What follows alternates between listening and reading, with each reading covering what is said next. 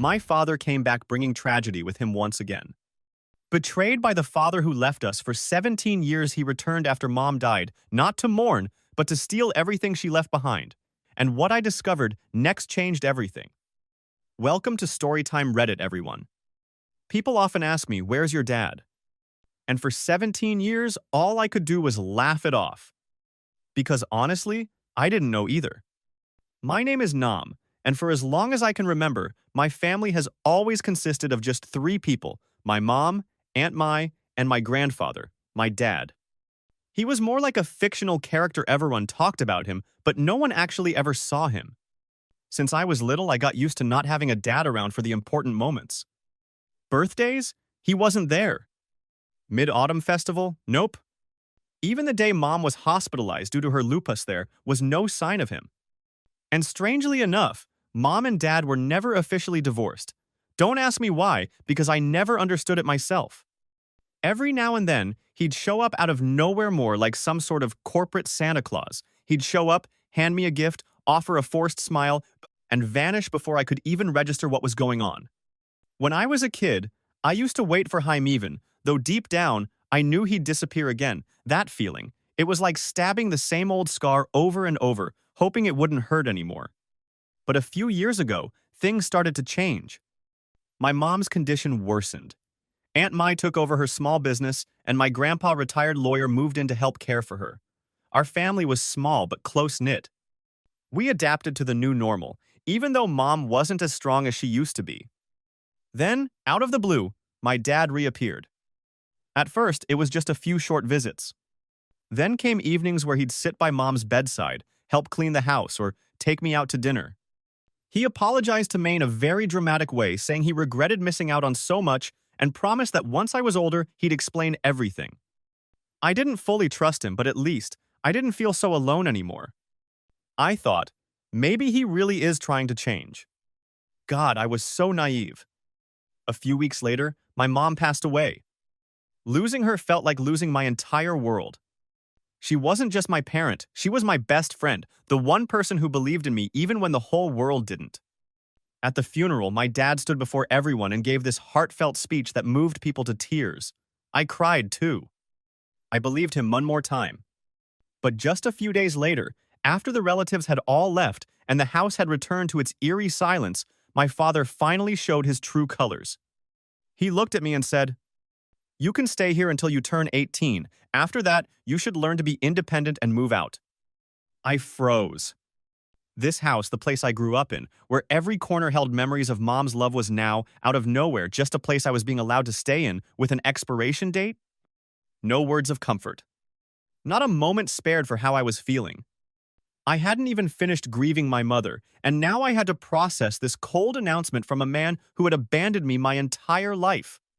And that's when it hit me. He didn't come back because he loved mom. He didn't return because he cared about me. He came back to take everything. After the day my mom passed away, I felt like a ghost of myself. The house, already quiet, now felt terrifyingly empty. I would find myself waiting for the sound of her footsteps in the hallway or the clinking of dishes she used to make breakfast with, but all of that now only lived in my memory. I thought, at the very least, during this time of mourning, my dad would be there to help me get through the pain. At the funeral, he cried. Not the forced, awkward kind of crying I remembered from my childhood, but deep, choking sobs that moved everyone in the room. He stood before the crowd, holding the mic, and said, "She was the strongest woman I've ever known. No one else could have endured what she did." I cried too. And I believed him. I was foolish enough to start blaming myself for ever doubting him. I thought, maybe I had been too harsh. Maybe he really was sorry. Maybe he had changed. But exactly one day after the funeral, that perfect mask shattered. I was sitting in the living room holding an old photo album when he walked in. His face no longer carried that grief I saw before. His eyes were cold, his voice firm, detached. "Nam," he said, "I've been thinking it over. You can continue staying here until you turn 18. After that, you should live on your own." I didn't understand. I stood up, still holding a picture of mom. "What are you saying?" He repeated, more slowly this time, but just as cold. "This is no longer your home, After 18, you'll have to move out. I'm your legal guardian now, and I'll be making the decisions from here on. I was stunned. This house, the place I was born, the place my mom poured her heart into, was now reduced to a technicality, a legal asset, controlled by the man who had abandoned me for more than a decade? What about Aunt Mai, Grandpa? I asked, trying to steady my voice. He looked at me warily, then said firmly, "From now on, you won't be allowed to see them. They don't have a say in your upbringing. You've been influenced by them too much." I froze.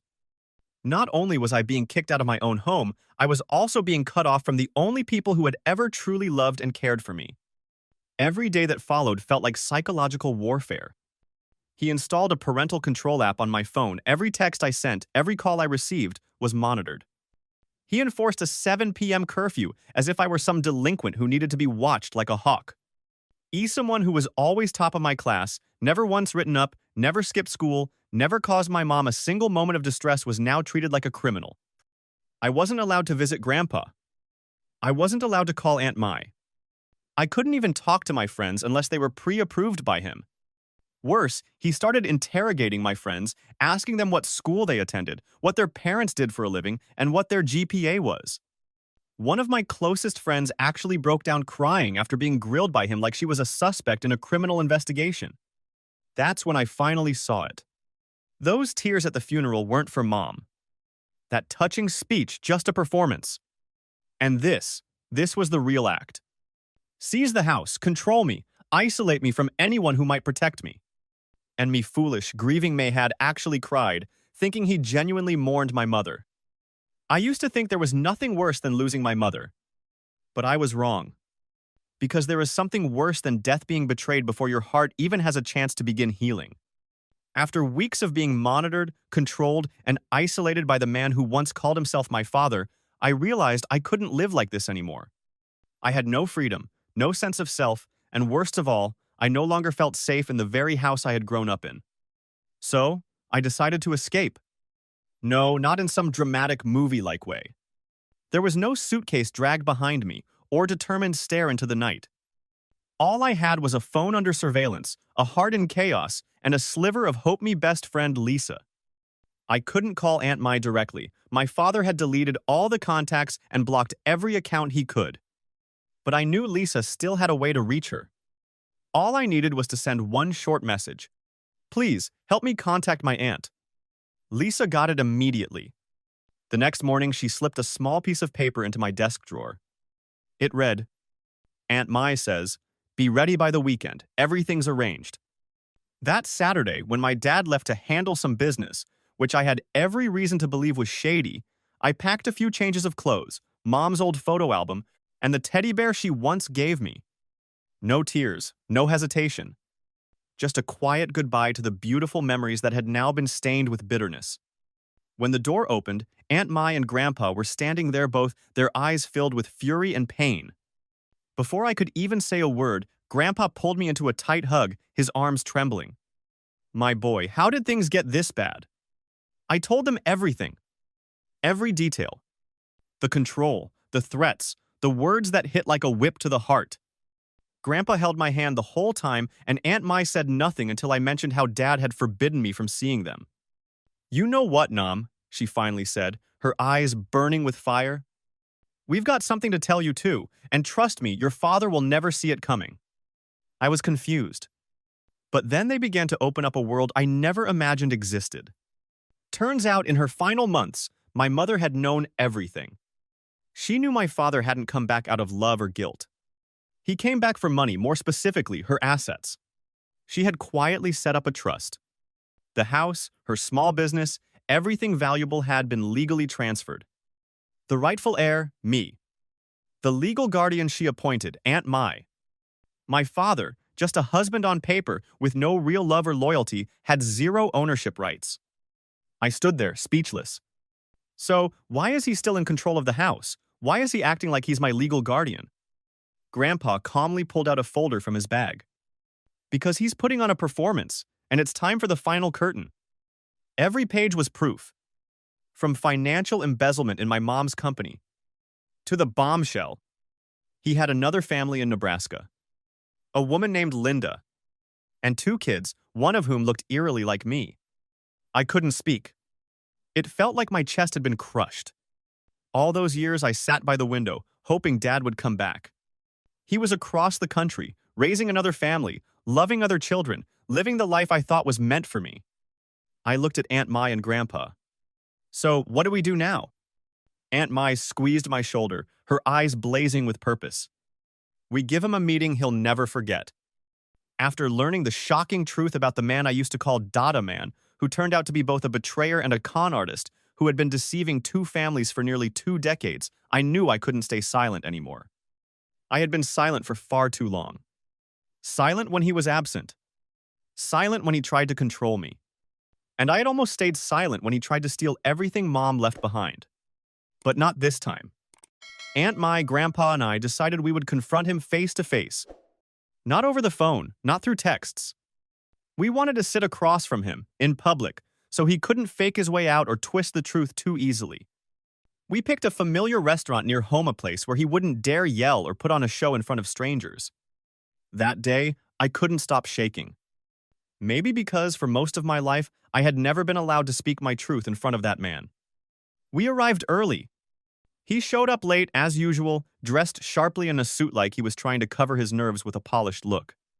But the moment he saw me, especially the folder in Grandpa's hand, his face went pale. He froze, then awkwardly walked over to our table. "Nam," he nodded stiffly, then looked at Aunt Mai and Grandpa. "I don't know what this is about, but if this is about the house, then—" Aunt Mai cut him off, her voice icy. "This isn't just about the house, it's about everything you've done." Without any preamble, Grandpa placed the folder on the table. "We know everything, Min. We know about the secret bank accounts. We know about the shell company you set up to funnel money out of your wife's business.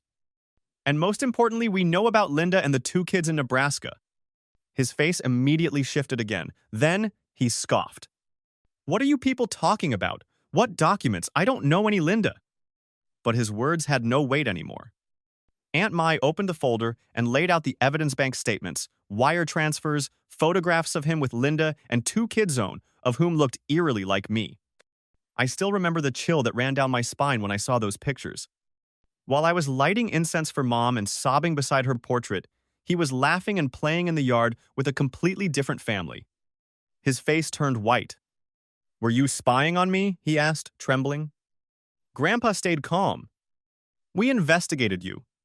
Because you lied to my daughter, my grandson, and your own flesh and blood, who you abandoned for nearly 20 years. You have no right," he snapped, his voice shaking. "That house is marital property, and I'm the biological father. I have guardianship rights." Aunt Mai nodded, eerily calm. "And because you tried to exploit those rights, my sister made sure to transfer all her assets into a trust before she passed. Nam is the sole beneficiary. I'm the trustee. And you have no claim to anything." He was speechless. I thought he might go quiet or storm out. But no, he started performing. "I know I made mistakes," he said suddenly, looking at me with fake watery eyes. "I've done a lot of wrong, but I truly loved your mom. I love you. I just got caught in a complicated situation. I'm sorry." I stood up. "When did you apologize? When you banned me from seeing Aunt Mai and Grandpa? When you called a lawyer to fight for control over Mom's assets? Or when you tried to kick me out of my own home while I was still mourning her?"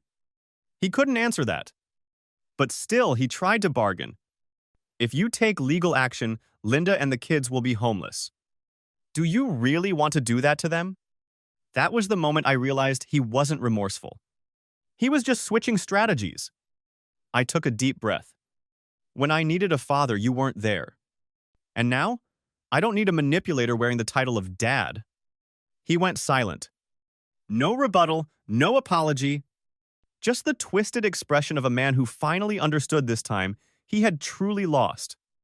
I thought that after the confrontation at the diner, everything would finally be over. I thought my father would realize he had lost fair and square with evidence, with witnesses, and most importantly, with his control stripped away after months of manipulation. But I had given him too much credit. I had overestimated his sense of dignity. Just a few days later, I started noticing a shift in the way people treated me. Relatives who had hugged me at my mother's funeral suddenly went silent. Some averted their gaze when they saw me at the market. But the real blow came one night through a phone call at midnight. It was my cousin, Jessie. Her voice trembled. "Nam, what did you do? Did you and Aunt Mai really poison your mom?" I froze. "What are you talking about?" I asked. "Your dad," he said. "You and your aunt slowly made your mom's condition worse. Switched out her medication, made her lupus deteriorate, just so you could get the inheritance faster." The world spun around me. So he wasn't done. Since he couldn't win legally, he chose to destroy my reputation, the reputation of a son who had just lost his mother and had barely recovered from being betrayed by his own father. He started telling the story his way. In it, he was the devoted husband, the misunderstood father, the man who uncovered a sinister plot by his son and sister-in-law. According to him, his recent return to our lives wasn't about money, it was because he suspected something was wrong and came back to protect his wife from being poisoned. He didn't stop there. He told people that my mom's real medication had been switched out for placebos, that he found suspicious receipts from pharmacies, questionable bank transfers, and even a journal where Aunt Mai and I supposedly detailed our plan to poison Mom. It was all fabricated. But the narrative was just convincing enough to sway those who wanted to believe it. That's when the nightmare began. Some relatives turned their backs on us. Neighbors who used to greet me with a smile now looked at me with suspicion. A parent at school even leaned over and whispered to their daughter as I walked by, "Stay away from him. I heard he poisoned his own mother." I couldn't believe it. Couldn't imagine a father stooping this low, spreading such vile lies about his own son, the same son he had abandoned for nearly 20 years. My social media was flooded. Strangers sent me messages like, "Mother killer. You piece of trash. People like you shouldn't exist." I read them all. But I didn't cry. I had no tears left. Just this sickening knot in my throat, the feeling of having everything ripped away, including my dignity and my faith in people. Aunt Mai wasn't spared either. Some clients backed out of her business deals. Someone even sent an anonymous letter to her shop filled with disgusting words. "Sister killer, you wanted her dead for money." My grandfather, who had been a respected man his whole life, was now whispered about as the senile old man who had been manipulated into helping with an evil plot. I knew exactly what my father was doing. He couldn't win in court, so he used smear tactics. And he knew very well, sometimes a rumor can kill faster than a knife. But what he didn't know was this. I was no longer the silent child who let himself be treated like he didn't exist. I started collecting evidence, recording every word, every message. Aunt Mai began working closely with our lawyer. We reached out to my mother's doctors, who were more than willing to confirm that every prescription followed protocol and there had never been any sign of tampering. The truth will come out. But what hurt me most was that the man doing this to me was the same man listed as father on my birth certificate. When my father began spreading his venomous lies that Aunt Mai and I had poisoned my mother to steal her assets, I hit rock bottom in terms of disappointment. But it was also at that exact moment that Aunt Mai and I knew it was time to strike back. And the first thing we needed to do was find his second family. I know that probably sounds crazy. But after Aunt Mai laid out all the evidence Mom had left behind, secret bank accounts, recurring money transfers, photos of a woman named Linda and 2 children living in Nebraska, knew I couldn't sit still. I needed to see it with my own eyes. Hear it with my own ears. I needed to know that everything he had been hiding all these years was real. Aunt Mai turned into a full-on detective.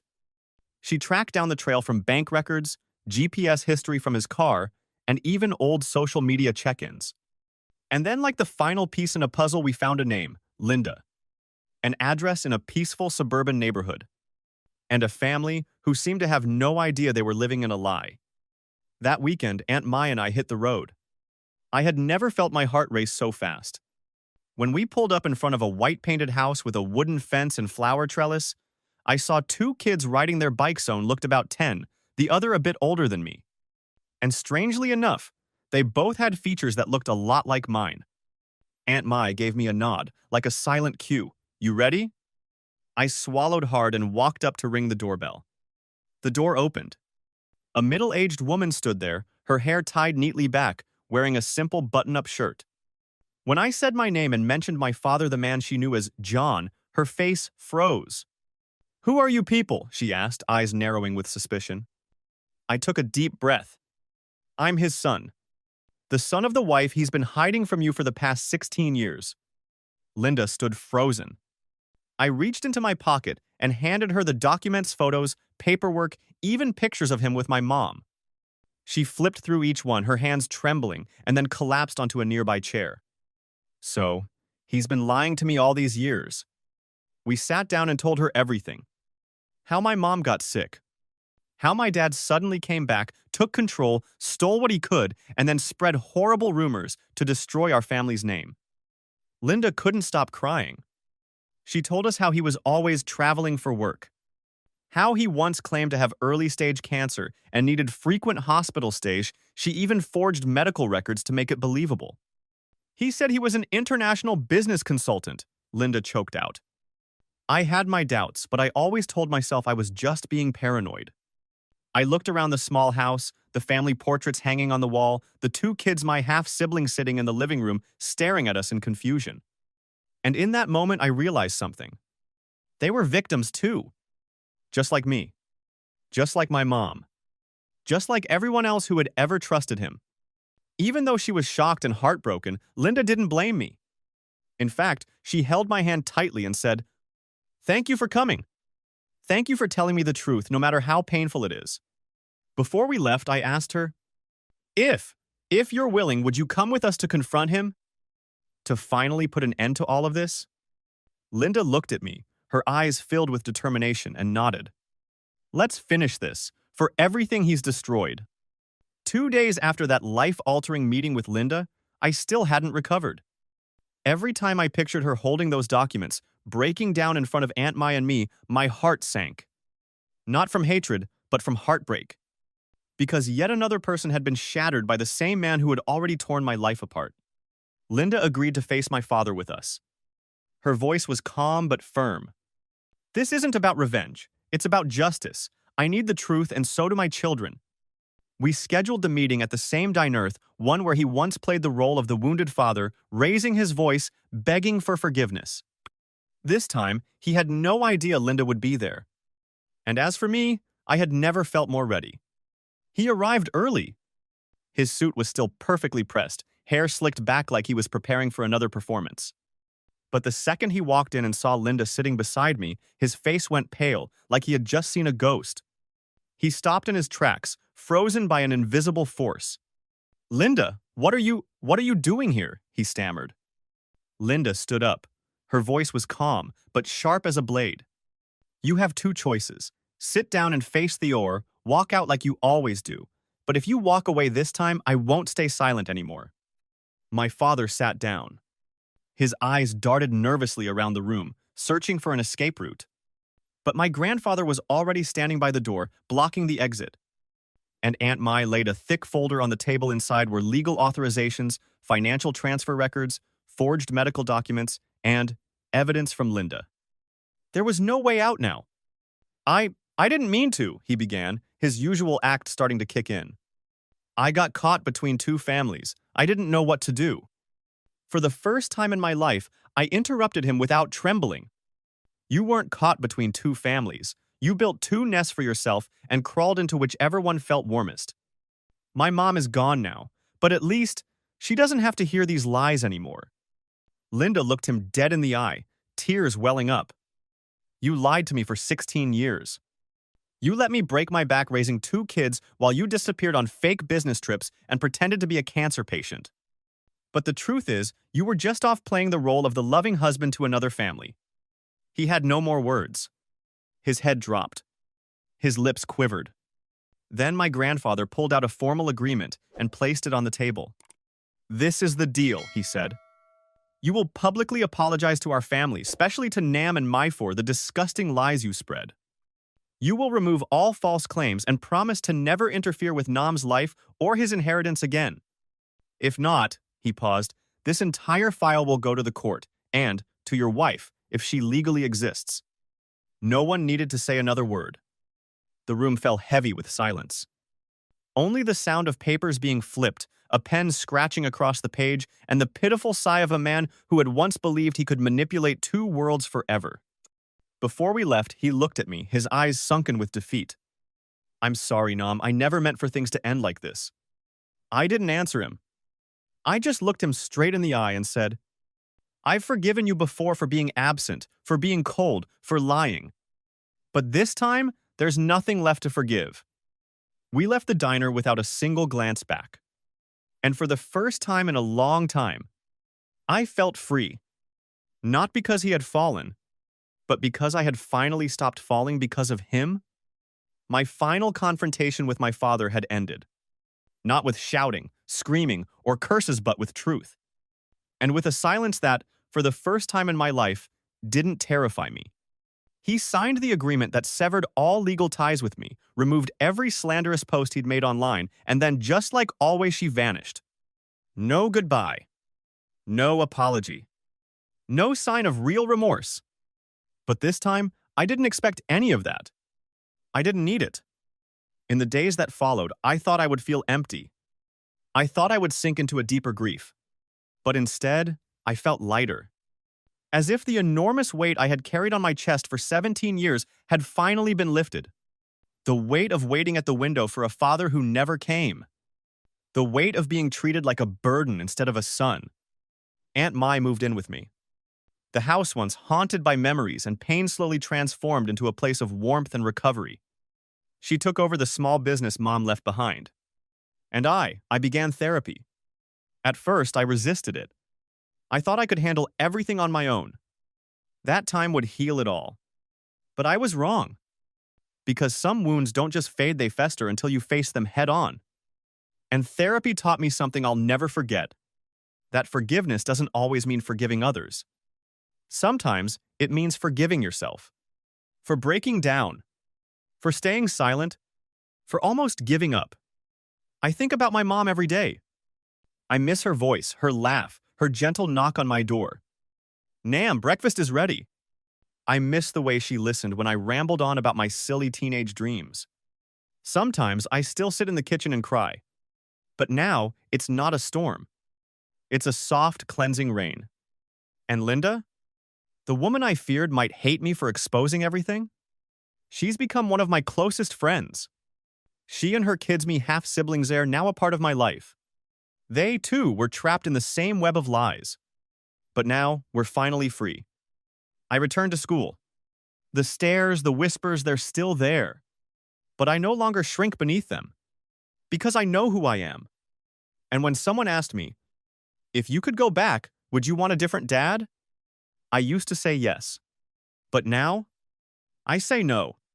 Because his absence, his betrayal, and my fight for justice made me who I am today. I am not the abandoned son. I am not just the lucky heir. I am a survivor. And I am rewriting my story on my own terms.